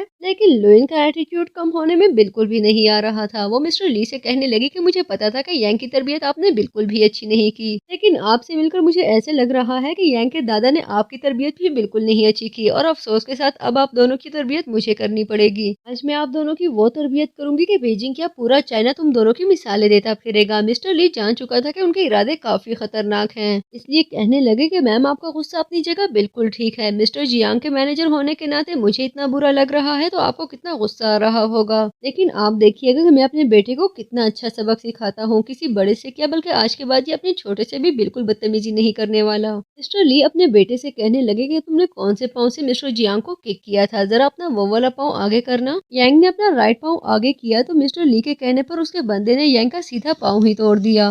वो लुइन को ये बोलकर वहां से चले गए कि आप बिल्कुल बेफिक्र हो जाइए, आपके किसी फैमिली मेंबर को तो क्या किसी को भी किक करने के काबिल नहीं रहा। मिशन सक्सेसफुल होने पर लुइन और उसकी मॉम अपने स्वैग में वहां से दोबारा अपने घर के लिए निकल चुकी थी। सीन शिफ्ट होता है तो लुइन अपनी मॉम और डैड के साथ एक फैंसी रेस्टोरेंट में मौजूद थी, जहाँ पर वेटर उसे बता रहा था कि आपके कहने पर मैंने सुप्रीम क्रैब्स सर्व कर दिए हैं। ये क्रैब्स की एक यूनिक किस्म है जिसको हर कोई अफोर्ड नहीं कर सकता, क्योंकि ये बहुत ज्यादा एक्सपेंसिव है, लेकिन यकीन माने इसे खाकर आपको बहुत मजा आने वाला है। इतने दिनों बाद इतना अच्छा खाना देखकर सिर्फ लुइन ही नहीं बल्कि उसके पेरेंट्स भी काफी ज्यादा एक्साइटेड थे। तभी डैड कहने लगे कि कितने महीनों बाद हम अच्छा खाना खा रहे हैं। शैन एक सेल्फ मेड और हार्ड वर्किंग इंसान बने, इसके लिए हमें कितना सेक्रीफाइस करना पड़ता है, लेकिन देखो बिल आखिर हमें अच्छा खाना नसीब हो ही गया। साथ ही मॉम वार्निंग देने लगी कि याद रखो, इसके बारे में तुम्हारे भाई को बिल्कुल भी कुछ पता नहीं चलना चाहिए। तभी लुइन कहती है कि आप बिल्कुल बेफिक्र हो जाए, उसके फरिश्ते को भी पता नहीं चलने वाला। बात अभी खत्म हुई ही थी कि शैन वहाँ पर आकर उन सबको देख चुका था। तभी वो अंदर आकर उनसे कहने लगा कि ये सब क्या चल रहा है। मेरे सामने आप सब लोग अपनी गुर्बत का राग अलापते रहते हैं, जबकि मेरी गैर मौजूदगी में इतने अच्छे रेस्टोरेंट में खाना खाने के लिए पहुंच चुके हैं। मैं पूछता हूँ कि आखिर इसके पैसे कहाँ से आए। जो कंडीशन हमारी चल रही है, हम तो सिर्फ रेस्टोरेंट के बाहर से विंडो लंच ही कर सकते हैं। लेकिन लुइन के लिए शैन को घुमाना काफी आसान था। वो उसे कहने लगी कि अरे हम खाना कहाँ खा रहे हैं, हम तो यहाँ पर वेस्ट इकट्ठा करने के लिए आए थे। लेकिन जो लोग यहाँ पर खाना खा रहे थे उन्होंने कुछ ज्यादा ही लेफ्ट ओवर छोड़ दिया, तो हमने सोचा क्यों ना इसको एंजॉय कर लिया जाए। देखो ना शैन, हमें भी क्या दिन देखने पड़े, अब हमें लोगों का बचा हुआ खाना खाना पड़ता है और हम उसमें भी काफी खुश हैं। शैन उसे इस तरह की बातें करने से मना करने लगा और उसे कहता है कि आज से हमारे दिन दोबारा चेंज होने वाले हैं, प्लीज ये सारी बातें जीजू के सामने मत करना। उन्होंने मुझे कॉल की थी और वो कुछ देर में आपसे मिलने के लिए यहाँ पहुँचने वाले हैं। तभी डैड उससे कहने लगे कि देखो तुम दोनों की बात पक्की हुई 5 साल हो चुके हैं, अब च्यू सेटल हो चुका होगा। मुझे लगता है कि वो और उसकी मॉम तुम्हारी शादी की डेट बहुत जल्दी फिक्स फिक्स करने वाले हैं। इस दिन का मुझे कितना इंतजार था और देखो बिल आखिर वो दिन आ ही गया। लेकिन लुइन उसे कहने लगी कि डैड मेरा हुलिया देखे, मैंने अभी कपड़े भी चेंज नहीं किए। अगर उन्हें आना ही था तो कम से कम आने से पहले मुझे इन्फॉर्म तो कर देते ताकि मैं अपना हुलिया ही चेंज कर लेती। डैड उसे कहने लगे कि बेटी तुम परेशान क्यों होती हो, वो लोग हमें अच्छे से जानते हैं, वो तुम्हें किसी भी हुलिये में देख ले फर्क नहीं पड़ता। कुछ ही देर में चू अपनी मॉम के साथ वहाँ पर पहुँच चुका था। उसकी मॉम लुइन के लिए गिफ्ट लाई थी जो वो उनको देते हुए कहने लगी कि मैंने तुम्हें बहुत ज्यादा मिस किया। लेकिन साथ ही वो लुइन से पूछने लगी कि ये तुम लोगों ने किस तरह के कपड़े पहने हुए हैं, मुझे तो यकीन ही नहीं आ रहा कि तुम वही फैमिली हो जिससे मैंने रिश्ता जोड़ा था। अगर एक बात कहूँ तो माइंड मत करना, लेकिन तुम लोगों से बहुत ही करीबों वाली वाइब्स आ रही हैं। तभी चू कहने लगा मुझे लगता है कि तुम लोगों की बैंकरप्सी के बारे में जो रूमर्स हैं वो बिल्कुल सही हैं। शैन चू से कहने लगा कि बताते हुए बिल्कुल भी अच्छा नहीं लग रहा, लेकिन हमारे बारे में जो बातें आपने सुनी है वो बिल्कुल सही हैं। लेकिन मैं इस बात को लेकर खुश हूँ कि लुइन शादी के बाद आपके साथ रहेगी तो उसको इस गुर्बत का सामना नहीं करना पड़ेगा। चू की मॉम बताने लगी कि एक्चुअली मैं इन दोनों की शादी फिक्स करना चाहती हूँ, मैं शादी की डेट लेने ही के लिए यहाँ पर आई थी। इनफैक्ट मैं तो अपने साथ ब्राइड प्राइस भी लेकर आई हूँ, लेकिन इन बॉक्सेस में से जो भी निकलेगा वो तुम्हारी अपनी किस्मत, उसको लेकर हमसे कोई भी शिकायत मत करना। एक एक करके लुइन उन बॉक्सेस को खोलती है तो उनमें $10 के अलावा कुछ भी नहीं था। तभी वो कहने लगी कि क्या आप ब्राइड प्राइस पे मुझे सिर्फ $10 देने वाली है? क्यों, क्या तुम्हें नहीं लगता कि तुम्हारी मॉम मेरी इंसल्ट कर रही है? मैंने अपनी जिंदगी के 5 साल तुम्हारे साथ गुजारे सिर्फ इस दिन को देखने के लिए कि तुम और तुम्हारी मॉम $10 के साथ मुझे ह्यूमिलिएट करो। ये सुनते ही चू की मॉम अपने बेटे को डिफेंड करने के लिए आगे बढ़ते हुए लुइन से कहने लगी कि बीच में अगर तुम्हारे डैड की दौलत ना होती तो मैं कभी भी अपने बेटे की शादी तुम जैसी बोर्ड लड़की से ना करवाती। हजारों लड़कियां मेरे बेटे की आगे पीछे घूमती हैं, लेकिन मैंने सिर्फ तुम्हें चूज किया इसलिए क्योंकि तुम्हारे डैड एक सक्सेसफुल इंसान थे। लेकिन मजीद कुछ भी कहने से पहले ये याद रखना कि अब वो वजह बाकी नहीं रही है, इसलिए हमारे पास रिश्ता तोड़ने के काफी सारे रीजंस मौजूद हैं। चू आगे बढ़ते हुए लुइन से कहने लगा कि अगर तुम्हें कोई भी शिकायत है तो उसे बर्दाश्त करो, क्योंकि मैं तुम्हारे कोई नखरे बर्दाश्त नहीं करने वाला। जो जैसा चल रहा है वैसे चलने दो, वरना मैं अभी और इसी वक्त तुम्हारे साथ रिश्ता तोड़ देता हूँ। ये सुनते ही लुइन उसे थैंक्स कहती है इस मेहरबानी के लिए, लेकिन अचानक से उसके तेवर बदलते हैं और वो चू को एक जोरदार थप्पड़ मारते हुए कहने लगा कि बहुत अच्छा हुआ जो मैंने शादी से पहले तुम्हारी असलियत देख ली। चू की मॉम कहने लगी कि तुम्हारी हिम्मत भी कैसे हुई मेरे शहजादे जैसे बेटे पर हाथ उठाने की, क्या तुम जानती नहीं वो कितना सक्सेसफुल है? तुम एक बहुत ही बेवकूफ लड़की हो, बैंकक्रप्ट तो तुम लोग पहले ही हो चुके हो, अब रहा साहब भी हाथ से चला गया। तुम्हारे सामने कहना तो नहीं चाहती थी, लेकिन तुम्हें बता दूं अच्छा हुआ मेरे बेटे ने अपनी जिंदगी में सिर्फ तुम्हें नहीं रखा। यो मेरे बेटे को वैसे भी बहुत पसंद करती थी, जबकि मेरा बेटा भी उसे काफी पसंद करता है। अब तुम देखना मैं बहुत जल्दी इन दोनों की शादी करवाने वाली हूँ, जबकि तुम खुद सारी जिंदगी हाथ मलती रह जाओगी। तभी चू कहने लगा कि मॉम बिल्कुल ठीक कह रही है, मैं तुम्हारे साथ नहीं बल्कि लियो के साथ शादी करूंगा।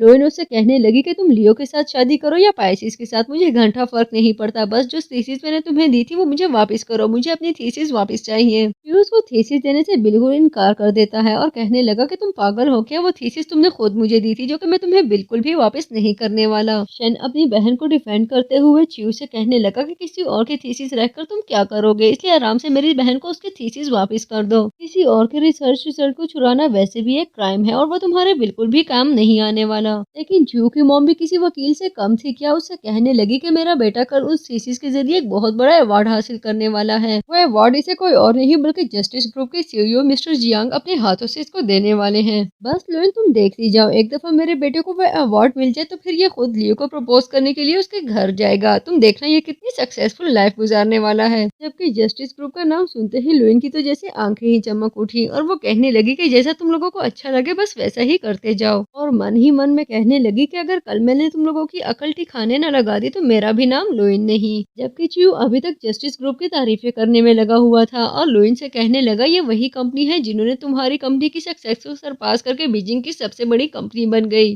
और जस्टिस ग्रुप के सीईओ अब बीजिंग के सबसे अमीर इंसान हैं। मुझे यकीन है अब तुम्हें समझ आ गई होगी कि जस्टिस ग्रुप के सीईओ के हाथों से अवार्ड लेने का क्या मतलब है। बल्कि मैं तुम्हें कहता हूँ कि कल मेरी सक्सेस देखने के लिए जरूर आना, तुम्हें खुद यकीन आ जाएगा कि मैं अब जिंदगी की किस पोजीशन पर खड़ा हूँ। लुइन उसे कहने लगी कि तुम बिल्कुल बेफिक्र हो जाओ, मैं दुनिया के सभी जरूरी काम छोड़कर तुम्हारी सक्सेस देखने के लिए कल जरूर आऊंगी, लेकिन मुझ पर एक एहसान करो कि फिलहाल तुम दोनों यहाँ से दफा हो जाओ। ये सुनते ही चू और उसकी मॉम वहाँ से जाने लगे। मूवी आगे बढ़ती है तो हम लुइन को देखते हैं जो कि जूम पर अपने मैनेजर से बात करते हुए उससे पूछ रही थी कि क्या तुमने कल की पूरी तैयारी कर ली है। मैनेजर उसे कहने लगा कि मैम आपके सारे काम हो चुके हैं, 100% तैयारी कंप्लीट है, इसलिए आपको परेशान होने की बिल्कुल कोई जरूरत नहीं। इसी दौरान वहाँ पर शहना चाहता है तो लुइन उससे पूछने लगी कि क्या सब ठीक है, तुम इतनी रात को मेरे रूम में क्या कर रहे हो। एक्चुअली ल्यूइन नहीं चाहती थी कि शैन उसको मैनेजर से बात करते हुए देख ले, जो उसको प्रेसिडेंट बुला रहा था। शैन उसे कहने लगी कि मैं जानता हूँ आप काफी परेशान हैं। च्यू एक बहुत ही बेवफा इंसान निकला, उसने आपको तोड़कर रख दिया है। देखिए आपके चेहरे से ही पता लग रहा है कि आपका दिल टूट चुका है, इसलिए मैंने सोचा आपके लिए कोई स्किन केयर प्रोडक्ट्स खरीद लूं। कल आपको च्यू के इवेंट पर भी जाना है, तो मैं चाहता हूँ कि आप थोड़ी ग्लोरियस लगे। ल्यूइन शैन का गिफ्ट एक्सेप्ट करते हुए उसे थैंक्स कहती है और कहने लगी कि मेरा छोटा सा भाई कितना बड़ा हो गया है, इसे हमारा कितना एहसास है। टॉपिक चेंज होता है तो शैन उससे पूछने लगा, वैसे मेरे आने से पहले आप किससे बातें कर रही थी? आपके कमरे से बातें करने की आवाजें आ रही थी। जिस पर ल्यूइन उसे कहती है कि एक्चुअली मैं अपने आप से ही बातें कर रही थी। तुम जानते हो ना कि ब्रोकन लव सिंड्रोम कितना स्ट्रांग होता है, मेरा दिल भी बुरी तरह से टूट चुका है। शैन अब खुलकर ल्यूइन के साथ अपनी फीलिंग्स शेयर करने लगा और उससे कहने लगा, मेरा दिल कर रहा है मैं कल जाकर उस बस्टर्ड को इतना मारूं कि उसकी आने वाली नस्लें भी याद रखें। उसको ढेर सारा मारने के बाद मैं जस्टिस ग्रुप के सीईओ के पास जाकर उन्हें बताऊं कि ये रिसर्च एक्चुअली मेरी बहन ने बनाई थी। तब उस बेवफा इंसान को पता चलेगा कि किसी और के किए हुए काम का क्रेडिट लेना बिल्कुल भी अच्छी बात नहीं। लेकिन ल्यूइन उसे कहने लगे कि तुम्हें इतना परेशान होने की कोई जरूरत नहीं है, तुम्हारी बहन भी किसी बिच से कम नहीं जिसके दोनों हाथ बिल्कुल सही सलामत हैं। ये सारे काम मैं अपने हाथों से करना चाहती हूँ, इसलिए तुम बिल्कुल बेफिक्र हो जाओ। ल्यूइन शैन के करीब आते हुए उसकी आंखों में आंखें डालकर उससे कहने लगी कि मैं तुम्हें यकीन दिलाती हूँ कल का दिन च्यू की जिंदगी का सबसे बुरा दिन बनने वाला है। अगले सीन में अवार्ड सेरेमनी स्टार्ट हो चुकी थी, जहाँ पर च्यू अपनी मॉम के साथ मौजूद था और मॉम उसे कह रही थी कि आज के दिन के बाद हमारी जिंदगी बदल जाने वाली है। कुछ ही देर में होस्ट अनाउंस करने लगा कि मैं रिक्वेस्ट करता हूँ जस्टिस ग्रुप के सीईओ से कि वो यहाँ पर आकर सभी कैंडिडेट्स को ट्रॉफीज अपने हाथों से दे।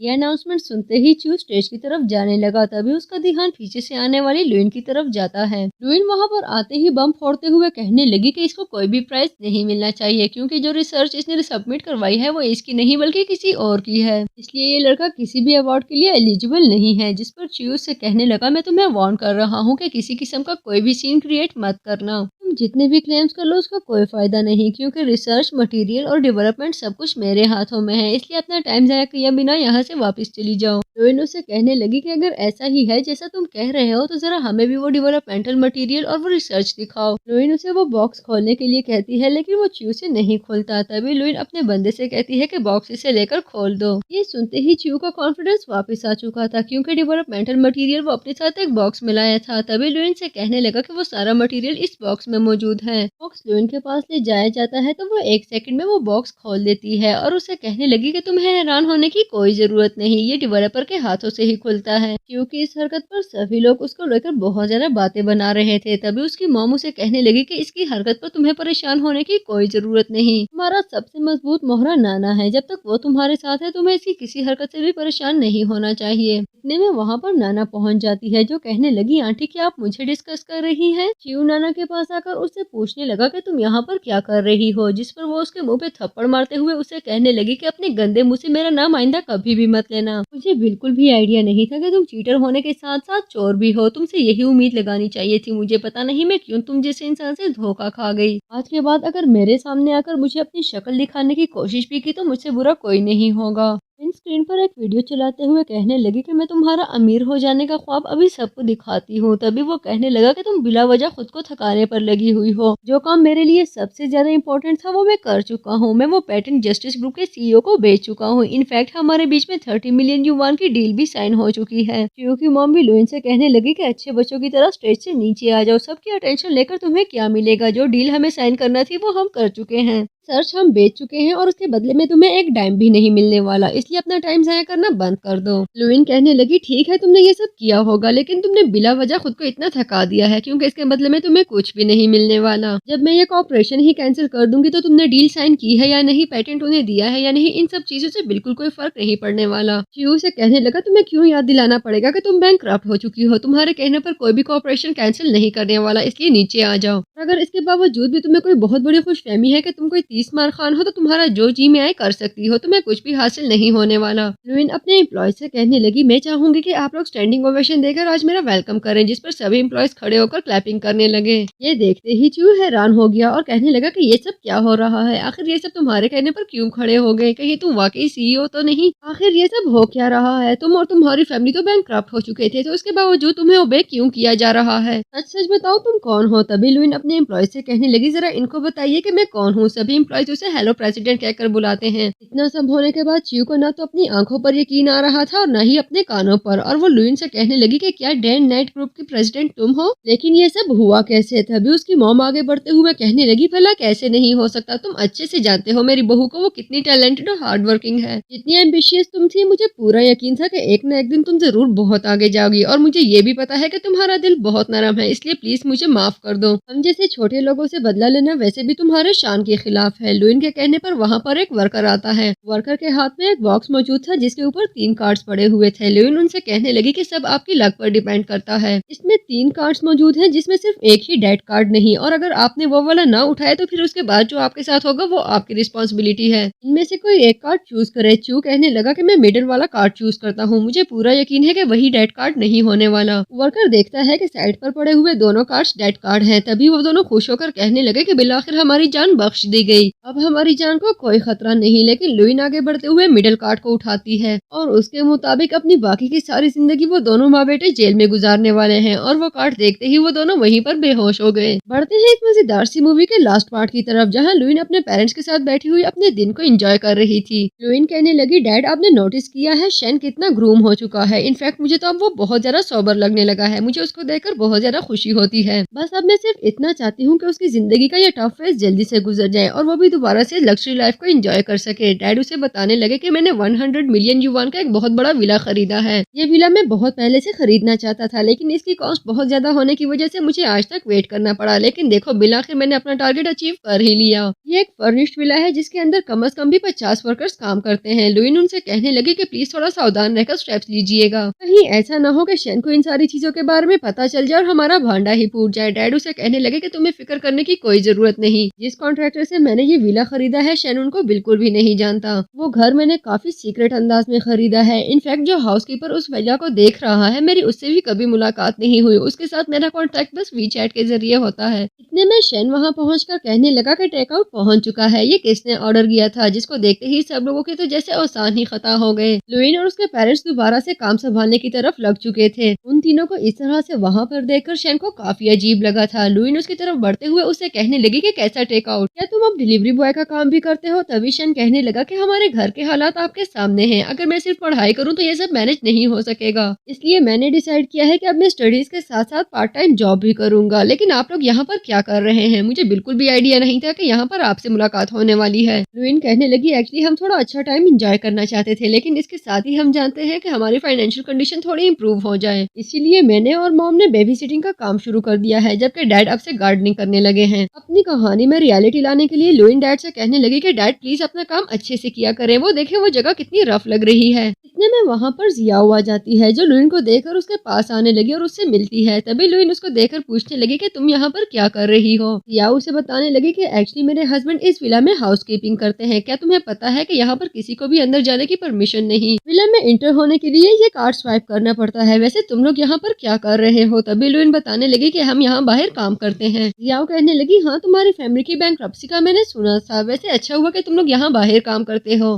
पहले मेरे हस्बैंड को बाहर सारी चीजें मैनेज करना पड़ती थी, लेकिन अब उनकी जान छूट जाएगी। वैसे मुझे बिल्कुल भी उम्मीद नहीं थी कि एक दिन तुम मेरे हस्बैंड की सबऑर्डिनेट बन जाओगी। लुइन उससे कहने लगी, ठीक है कि हमारे अच्छे दिन नहीं चल रहे, लेकिन तुम क्यों इतना हवाओं में उड़ रही हो? जियाओ कहने लगी कि अरे क्या हो गया है, मैंने सिर्फ देखा कि मेरी क्लासमेट यहाँ पर मौजूद है तो मैं तुमसे मिलने के लिए आ गई, तुम तो लगता है बुरा ही मान गई हो। वैसे तुम यहाँ पर नैनी हो ना, ऐसा करो मेरे साथ अंदर चलो, मुझे एक कप कॉफी चाहिए। जिस पर लुइन कहने लगी, तुम चाहती हो कि मैं तुम्हें कॉफी सर्व करूँ, क्या ऐसा ही है? जियाओ कहने लगी, मैं ऐसा ही चाहती हूँ, क्या तुम्हें कोई इशू है? तभी लुइन कहने लगी कि ये घर तुम्हारा नहीं है और न ही हम तुम्हारे लिए काम करते हैं, इसलिए मुझसे बिल्कुल भी कुछ एक्सपेक्ट मत करना। जियाओ से कहने लगी, मेरे हस्बैंड तुम्हारे लीडर हैं और उसी वजह से तुम्हें मुझे सर्व करना चाहिए। अगर तुम्हें अपनी जॉब जरा भी प्यारी है तो मुझे सर्व करने के लिए तैयार हो जाओ। लुइन डरने की एक्टिंग करते हुए उससे कहने लगी कि क्या तुम मुझे जॉब से निकाल दोगी? प्लीज प्लीज ऐसा मत करो, तुम्हें कॉफी चाहिए ना, मैं अभी तुम्हारे लिए कॉफी लाती हूँ। सीन शिफ्ट होता है तो जियाओ सोफे पर मौजूद थी, जबकि लुइन उसको पानी देती है। पानी पीते ही वो वापस फेंक कर कहने लगी, ये पानी तुम कहाँ से लाई हो? मुझे इतना गर्म पानी पिलाकर तुम साबित क्या करना चाहती हो? क्या तुम मुझसे कोई बदला ले रही हो? तभी लुइन कहने लगी ये पानी तो मैं अभी किचन से लाई हूँ। जियाओ उससे कहती है कि मैं तुम्हें अभी और इसी वक्त इस जॉब से निकालती हूँ। अब नॉर्दर्न एरियाज में जाकर वहाँ की हवाओं को एंजॉय करो। शेन जियाओ की रिक्वेस्ट करते हुए उससे कहने लगा कि प्लीज हमें जॉब से मत निकालो, तुम्हें नहीं पता हमें इस जॉब की बहुत ज्यादा जरूरत है। जियाओ कहने लगी तुम्हारी फैमिली में बिल्कुल भी कोई ऐसी बात नहीं कि उनको जॉब पर रखा जाए, और वैसे भी आज इन्होंने मुझे नाराज कर दिया है। जब मेरा मूड एक दफा खराब हो जाए तो फिर इतनी आसानी से ठीक नहीं होता, लेकिन अगर तुम लोग इतनी इंसिस्ट कर रहे हो तो कुछ कंडीशंस पर मैं तुम लोगों को वापस जॉब पर रखने के लिए रेडी हूँ। इस लड़की को बोलो कि इसको मेरे आगे झुककर मुझसे माफी मांगनी होगी। सिर्फ इतना ही नहीं, ये पानी इसके पेरेंट्स को मुझे सर्व करना होगा, और अगर तुम लोग ऐसा नहीं करते तो मैं तुम लोगों को अभी फायर करने वाली हूँ। अपने पेरेंट्स का जिक्र सुनकर लुइन का मीटर एक दफा फिर हाई हो चुका था और वो कहने लगी मिस जियाओ तुम बहुत आगे जा रही हो, मैं कह रही हूँ कि अपनी हद में रहो। जिस पर जियाओ से कहने लगी कि अगर मेरे कंडीशंस पर तुम राजी नहीं हो तो अपना बोरिया बिस्तरा बांधकर यहाँ से निकलने की करो। लुइन आगे बढ़कर उसके चेहरे का नक्शा बदल लेती, इससे पहले ही शैन उसको रोकते हुए कहने लगा कि सिस्टर प्लीज थोड़ा हौसला करो, तुम जानती हो जब हालात ऐसे हो जैसे हमारे चल रहे हैं तो हमें सर झुकाना ही पड़ता है। शैन पानी जियाओ को सर्व करने के लिए गिलास उठाता है, लेकिन पानी उसके मुंह पर फेंकते हुए उससे कहने लगा तुम्हें क्या लगता है कि तुम क्या कर रही हो? हाउसकीपर की वाइफ क्या हो, तुमने क्या खुद को प्राइम मिनिस्टर समझ लिया है? तभी लुइन से कहने लगा कि ये सबक मुझे तुमने सिखाया है। हमारी फाइनेंशियल कंडीशन भले जैसी भी हो, लेकिन अपने सेल्फ रिस्पेक्ट पर हमें कभी भी कॉम्प्रोमाइज नहीं करना चाहिए और न ही हमें किसी के सामने झुकना चाहिए। ये सुनते ही लुइन अपने डैड से कहने लगी कि मॉम और डैड देखें, मैंने कहा था ना कि हमारी मेहनत जरूर रंग लाएगी, देखें हमारा भाई कितना सेंसिबल हो चुका है। जबकि डैड भी खुशी खुशी कहने लगे कि जो सबक हम तुम्हें सिखाना चाहते थे वो बिलाखिर तुमने सीख ही लिया, अब हमें मजीद गरीब बनकर एक्टिंग करने की कोई जरूरत नहीं। डैड की इस बात पर जहाँ शैन कंफ्यूज हुआ था वही जियाओ कहने लगी क्या मतलब कि एक्टिंग नहीं करनी पड़ेगी, तुम लोग क्या बातें कर रहे हो? मुझे कुछ समझ नहीं आ रही कि तुम लोगों के बीच में क्या खिचड़ी पक रही है। तुम लोगों को क्या लगता है कि तुम लोग मिलकर मुझे परेशान करोगे और मैं कुछ भी नहीं करूंगी? मैं अभी अपने हस्बैंड को कॉल करके बुलाती हूँ और उन्हें बताती हूँ कि तुम सब मुझे बुली करने की कोशिश कर रहे हो। जियाओ अपने हस्बैंड को कॉल करके यहाँ पर आने के लिए कहती है और उन्हें बताती है कि यहाँ पर एक फैमिली है जो मिलकर मुझे परेशान कर रही है। कुछ ही देर में उसके हस्बैंड पहुंच चुके थे, जो कि आते ही कहने लगे आखिर किसकी इतनी हिम्मत हुई कि वो मेरी वाइफ को परेशान कर सके।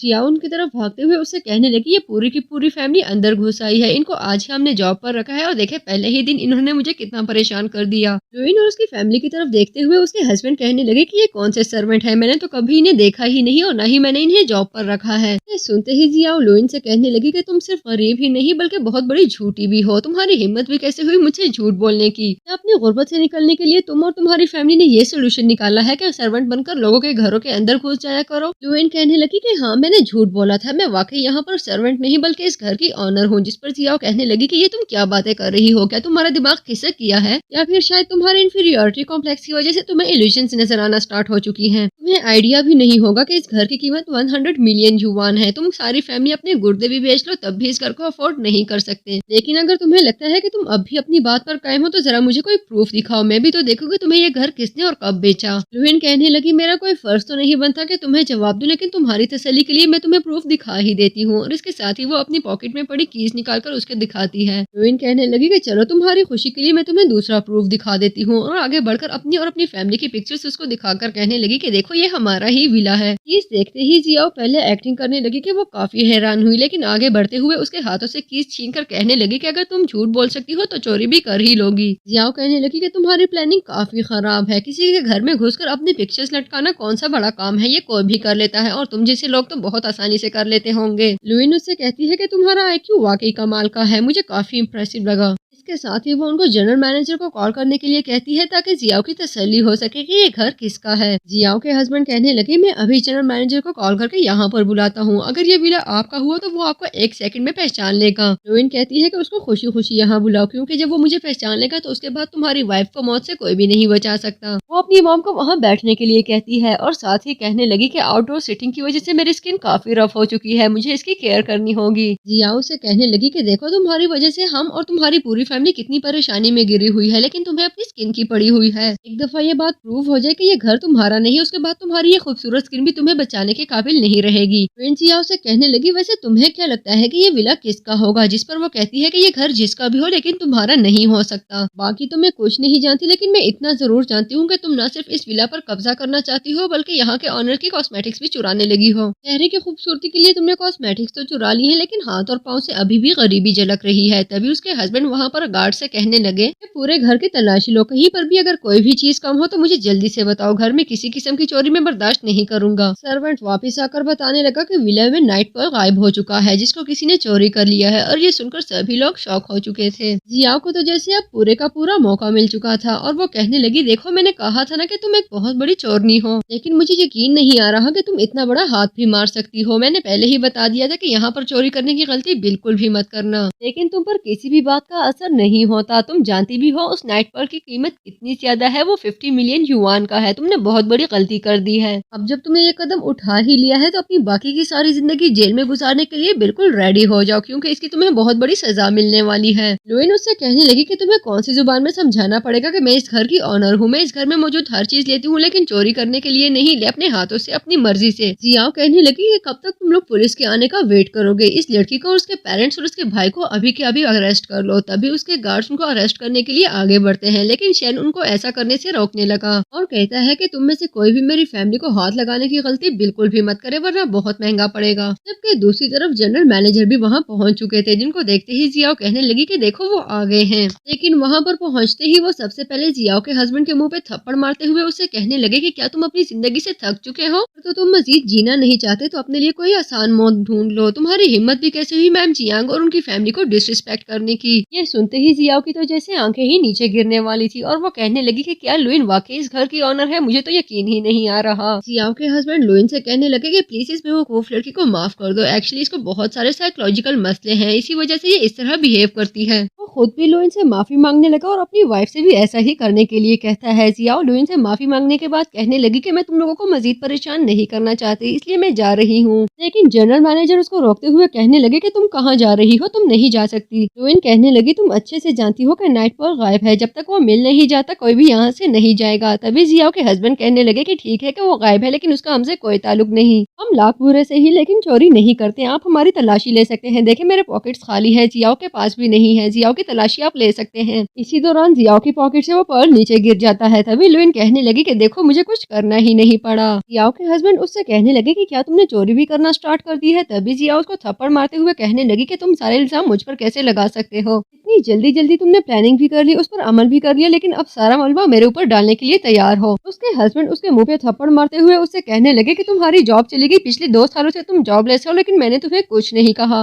और खुद को देखो और अपनी हरकतें देखो। और दोनों बुरी तरह से लड़ने लगे। तभी लुइन कहने लगी कि अपनी लड़ाई खत्म करो, ये सारा मैटर ब्यूरो खुद हल करेगा। लुइन गार्ड्स को उन दोनों को वहाँ से लेकर जाने के लिए कहती है। तभी गार्ड्स उन दोनों को वहाँ से लेकर चली गई। सब लोग वहाँ से जा चुके थे। तभी शेन अपने डैड के पास आकर कहने लगा कि मॉम और डैड आप सब लोगों ने मुझसे झूठ बोला, आप लोग मेरे साथ ऐसा कैसे कर सकते हैं। जिस पर लुइन कहने लगी कि ये सब हमने तुम्हारी प्रोग्रेस के लिए किया था, देखो तुम कितनी एफर्ट करने लगे हो, तुम अपने पाँव पर खड़े होने के काबिल हो चुके हो। हम जानते हैं कि ये टाइम तुम्हारे लिए काफी टफ था, इसलिए तुम्हें गिफ्ट करने के लिए हमने ये विला खरीदा है, ये विला एक्चुअली तुम्हारे ही है। इस पर शेन कहने लगा कि ये विला मेरा नहीं हमारा है, हम सब यहाँ पर मिलकर हंसी खुशी रहेंगे। इसके साथ ही हमारी मूवी की हैप्पी एंडिंग हो चुकी थी। लेकिन अगर यहाँ तक पहुँच चुके हो तो वीडियो को लाइक करना और चैनल को सब्सक्राइब करना बिल्कुल मत भूलिएगा। मजीद ऐसी जबरदस्त मूवीज के लिए स्टे ट्यून।